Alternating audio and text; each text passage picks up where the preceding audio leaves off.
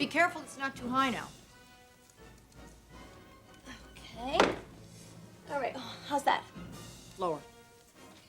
That's perfect. Great. Carl, when you do all of the balloons, well, not all of them, but most of them, up and around that mirror, please. Yes, ma'am. Thank you. We're getting there, huh? What do you think? It looks great. I can hardly wait. I think this is going to be unrecognizable. What, are you excited, Mom? I will be. I sure am. This is the finest thing you've ever done, Mother. Oh, well, I don't know. Not quite as fine as giving birth to my youngest daughter. Well, maybe not, but close to it. Costume ball. With the biggest names in Hollywood getting down in our living room. What a trip! Well, it's certainly going to be a special event. I think it'll be an evening to remember.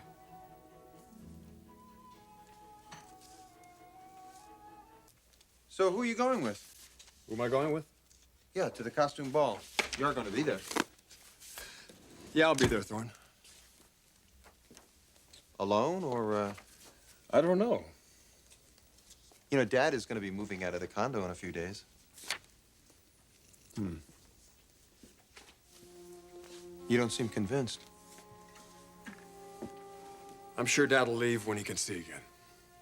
The question is, should he leave?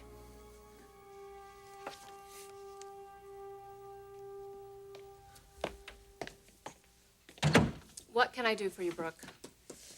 I heard you were up at the Forrester Mansion again. Where did you hear that? You don't want anybody to know? I was giving Stephanie a hand. Do you want to repeat that and then this time listen to how ridiculous it sounds? Brooke, I don't have time for this. Well, you're going to have to make time.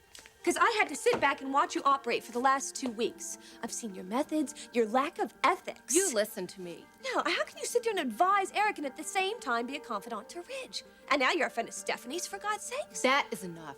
I haven't even started yet. Oh, you're finished because I'm telling you to get out. What's the matter, Doctor? You can't handle the truth? What kind of a therapist are you? One who is dealing with a very jealous, irrational woman at the moment who didn't listen to me when I told you to leave. Jealous of whom? You? Not a chance. I'm not jealous, I'm angry. Feathering your nest behind a guise of medical practice? Well, that's wrong, and it's going to stop. And if it doesn't, I'll take you up before the AMA Ethics Board. And that's not a threat, that's a guarantee.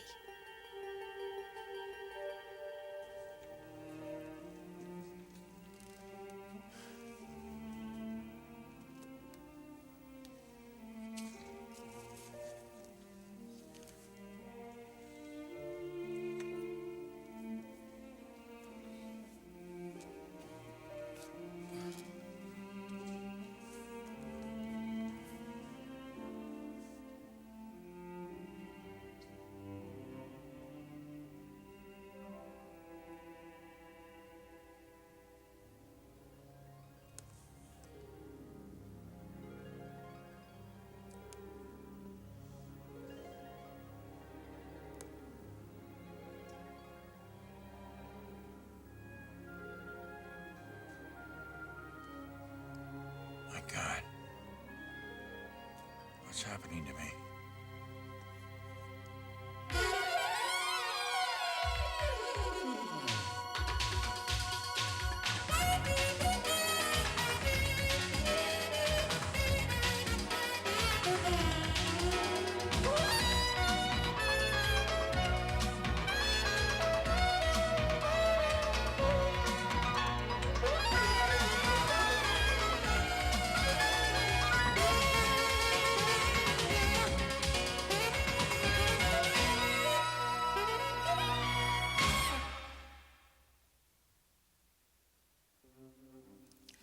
Ethics charges? Get real, Brooke. Don't pretend you're not scared. I have a case, and you know it. You have nothing. 2 clients, a father and a son. You're in love with a son who happens to be in love with the father's wife. Now, how many conflicts of interest do I have to point out to you, Doctor? Neither Eric nor Ridge are clients of mine. They happen to be very good friends. They're clients when it suits you. Why don't you just be honest? I am being honest. Tell me that you're in love with Ridge. Admit it. Why don't you just lay it out on the table and we'll deal with it? My feelings for Ridge are just that. They are my feelings, and I don't have to discuss them with you or anybody for that matter. Now, you are married to his father. Ridge is a free man, which makes this conversation over. And people are supposed to trust you. Yeah, they trust me, and they get very good results. Well, I'd swim through nuclear waste before I ever trusted you with my problems.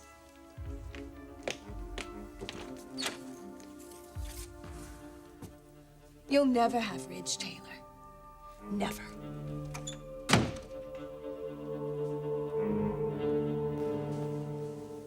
You're still wondering whether or not Dad should move out of the condo. I know he shouldn't leave as long as he's in the condition he's in. What about after he gets his eyesight back? He loves her, Thorne. Dad, Brooke, and that baby, they're a family. We both know how much family means, don't we? How important it is, and especially what it means to Dad.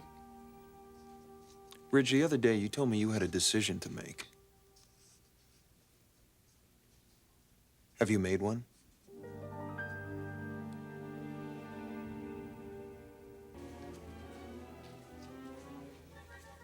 So, who are you coming as, Mother? What Hollywood legend are you dressing up as? Well, I don't know. Joan Crawford? Ooh, too cold and calculating. I definitely do anything calculating. How about Susan Hayward? No, too tragic. Oh, I'm definitely not in the mood for anything tragic either. I know. Harlow. Jean Harlow. Platinum blonde, glamour. Oh. Feels right, doesn't it? I don't know. I tell you what, you decide and you dress me. Perfect idea. I'll make your costume myself. Can I count on that? Don't you worry about a thing. I'm very creative. As if I didn't know. Who are you going to come as? Oh, I think I feel some Jean Tyranny coming on. Exquisitely etched cheekbones, exotic feline beauty. Sounds right to me. On the other hand, Peter Lorre might be fun. Peter. Well, if you're going to go that far, go Charles Lawton and be the Hunchback of Notre Dame. You're my sweetheart. There aren't so very many wonderful moments in life, are there? But they're nice when they come, aren't they? You're just what I need.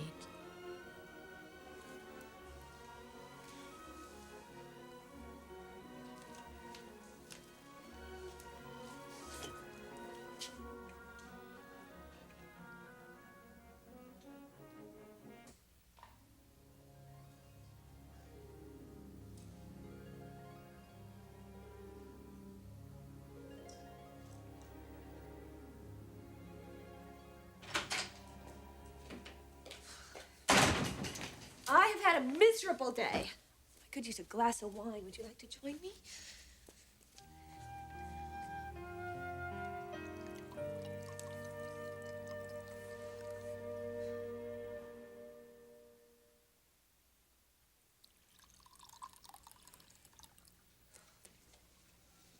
Brooke, there's something I have to tell you. Well, I hope your day hasn't been like mine. I'm so out of it. Why? What happened? Just going through some difficulties right now. Well, with what? I don't want to lay that on you, Eric. Ooh, sounds pretty bad. What is? Well, go ahead. Tell me what it is. No, it wouldn't be fair. Why? Why wouldn't it be fair? I don't want to talk about it right now. Did the baby go out with Judy? Yes. There's supposed to be something with Ridge. Yes, we are going through some complications right now. Well, why? What's going on?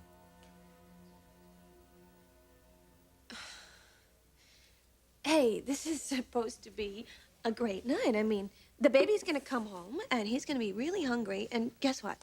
I haven't even prepared anything yet. Why should today be any different than any other? You rat. What, does it bother you that I don't cook that much? And if it did? Well, if it did, I'd cook more. Oh, you would. When? Between experiments at the lab? Eric, if it meant that much to you. You would do that for me? Yes, until you got back on your feet and you got your vision back. I would cook for you, clean for you, read your newspapers for you. I'd do anything for you. Is that right? Anything? Well, I wouldn't take it that far. But I told you I wasn't going to abandon you, and I meant it. But, darling, if all this is making your life so miserable... Now, do I seem miserable? Well, you seemed pretty miserable when you came in the door there. Amazing. It's already behind me. Maybe it's the wine. Or the company.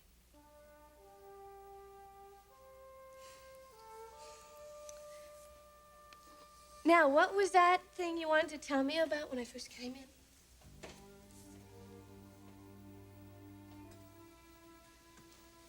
Just can't get it off my mind, Thorne, what it's gonna do to Dad once Brooke leaves that condo. And he'll be alone again. Well, he's lived that way before. Hurts me every time I think about it. Why? Because I caused it, Thorne. I broke up his marriage. That's not what you used to say. Well, I've changed. So you don't blame Dad anymore? For getting involved with Brooke? Yeah, at a time when you needed her support after Caroline died? No, I don't blame him. He needed support too. Anyway, this all doesn't seem to matter anymore. What does matter, Ridge? My father's happiness. And he's never happier than he is when he's with Brooke and that baby.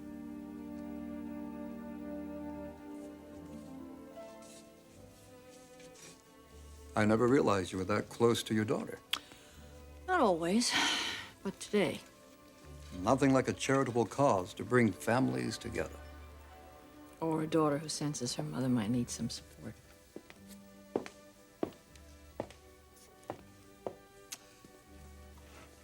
Anything I can help with?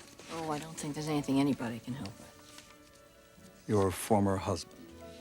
It's just that he's always constantly in my thoughts, and the reality of what he's going through, you know, I just wish that I could be there to give him all my support. You could phone him, Stephanie. No, what I want to do can't be accomplished with a phone call. I mean, look, I know it's me, and it's my needs, not necessarily Eric's. It's just, I know that Brooke and the nurse are taking excellent care of him. It's just...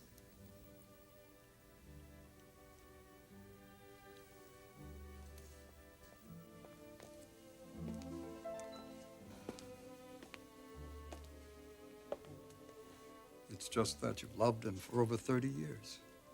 And now that he's suffering, every part of you wants to reach out and be there for him.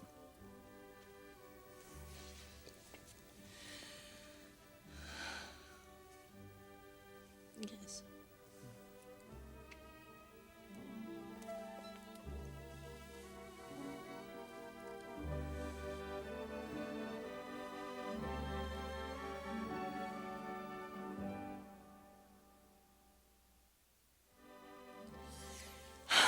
I don't know why I continue to do this to myself. You're not a person to let go easily. My God, I've been divorced for a year. A year? That's nothing.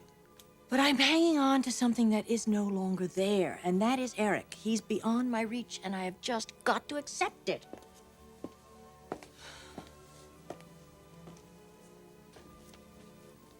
You are accepting it. I am? Look at what you're doing, this incredible fundraiser you've put together.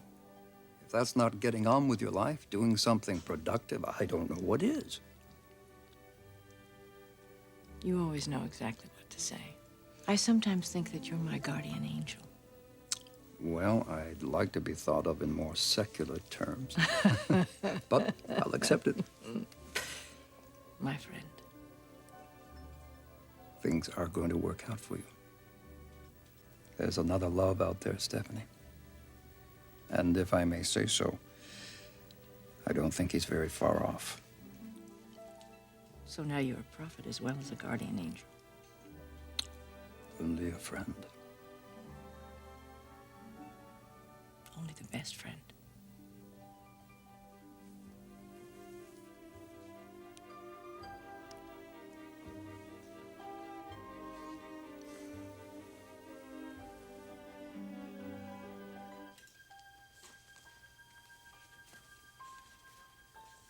Sounds like you're having a change of heart. Change of heart, yes. Are you really ready to give up Brooke? I'll never be ready to give her up. So what are you going to do?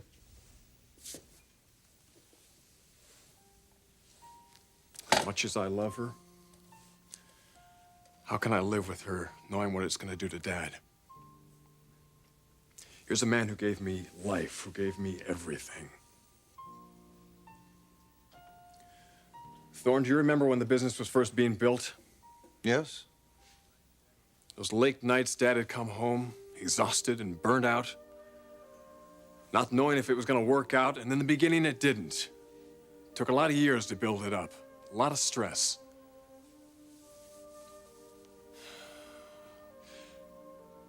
But through all that, he always had time for us, didn't he? Hell, he did it probably for us. To give us something, a legacy. What do I do in return? It sounds like you're doing something pretty incredible right now. Yeah, if I can do it. God, I don't want to give her up. She's married to my father. And what they have, I just can't rip that apart, Thorne. Just can't do it. This is a hell of a decision, Ridge. I've got to say it.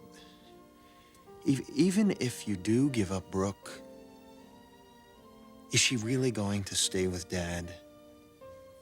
I don't think so. You've got to do something to convince her to stay. And I don't know what that is, but there's got to be something that you can do.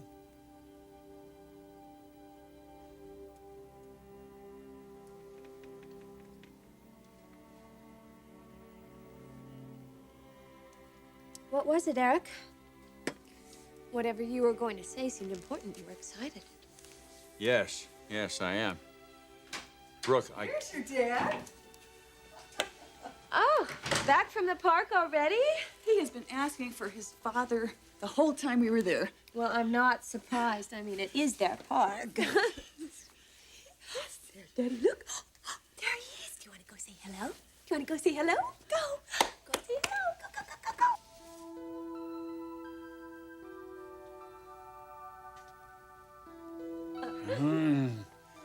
Oh, my boy. My precious, precious boy. Since Mommy and Daddy aren't too cheerful tonight, why don't we do something different? First of all, we'll change you, okay? And then you, Mommy, and Daddy will all go out and have some pizza, okay? And then we'll go to the park and we'll play on the swings and slide on the slide and play in the grass. And then we'll rent movies and we'll come back here and watch them. Sound like fun? Come on, quick. We better go and change. Here, come on. I'll be right in, Judy, okay? Okay.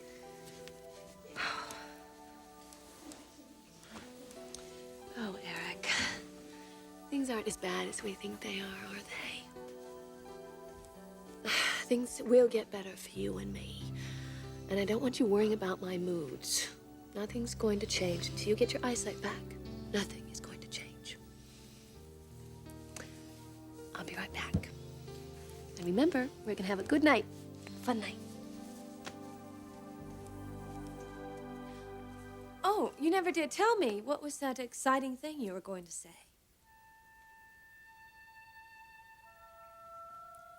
You can wait, Brooke. You can wait till later. All right.